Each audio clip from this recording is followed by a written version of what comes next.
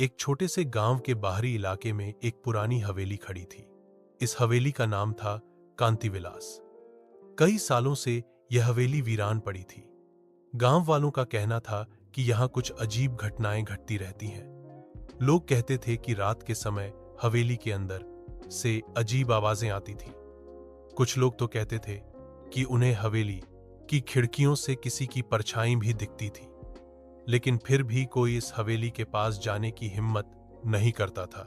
एक दिन गांव में एक नवयुवक मोहन नाम का लड़का आया। वह साहसी और निडर था। गांव वालों ने उसे हवेली के बारे में चेतावनी दी, लेकिन मोहन ने उनकी बातों को नजरअंदाज कर दिया। उसने ठान लिया कि वह हवेली में जाएगा और उसकी असलियत जानेगा। रात का वक्त था जब मोहन हवेली के पास पहुंचा। हवेली का दरवाजा जंग खा चुका था और उसके सामने घना अंधेरा था।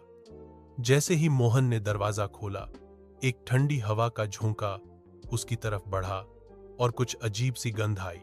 फिर भी वह डरते हुए हवेली के अंदर घुस गया। हवेली के अंदर गहरी खामोशी छाई हुई थी। उसके कदमों की आवाज गूंज रही थी और दीवारों पर कई जगहों पर घना धुआं सा जमा हुआ था। मोहन ने धीरे धीरे ऊपर की ओर चढ़ाई की। जैसे ही वह पहली मंजिल तक पहुंचा, उसे अचानक नीचे से किसी के बड़बड़ाने की आवाज सुनाई दी। वह मुड़ा, लेकिन वहां कोई नहीं था। वह आवाजें उसे और भी डराने लगी। वह डरते हुए एक कमरे के पास पहुंचा जो आधा बंद था। मोहन ने जैसे ही दरवाजा खोला, कमरे में एक कटी फटी सफेद साड़ी पहने महिला की आकृति दिखाई दी। उसका चेहरा अंधेरे में छुपा हुआ था, लेकिन उसकी आंखें चमक रही थीं। मोहन के होश उड़ गए और उसकी सांस रुक सी गई। महिला ने धीरे से कहा, तुम्हें मुझे शांति नहीं मिल सकती क्योंकि तुमने मेरे वादे को तोड़ा है। मोहन के होश उड़ गए। वह महिला कांतिविलास हवेली की पूर्व मालकिन कांतिबुआ थीं।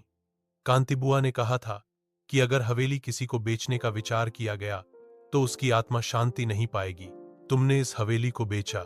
कांतिबुआ की आवाज में गुस्सा था। अब मैं तुम्हें इस हवेली से बाहर नहीं जाने दूंगी।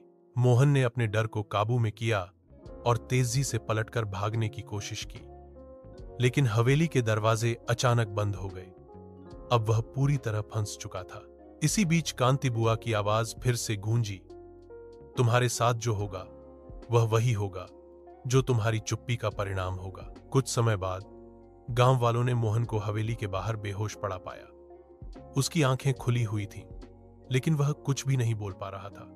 वह बस एक ही बात बार बार कह रहा था, वहां कुछ था जो हमें देखकर मुस्कुरा रहा था। गांव वाले अब भी हवेली के पास नहीं जाते। कांतिविलास की वह रहस्यमयी आवाजें और कांतिबुआ की आत्मा आज भी वहां के आसपास गूंजती रहती हैं। तब से किसी ने भी उस हवेली में कदम नहीं रखा। वे जानते थे कि कांतिविलास की भूतिया हवेली का सच अब कभी सामने नहीं आएगा।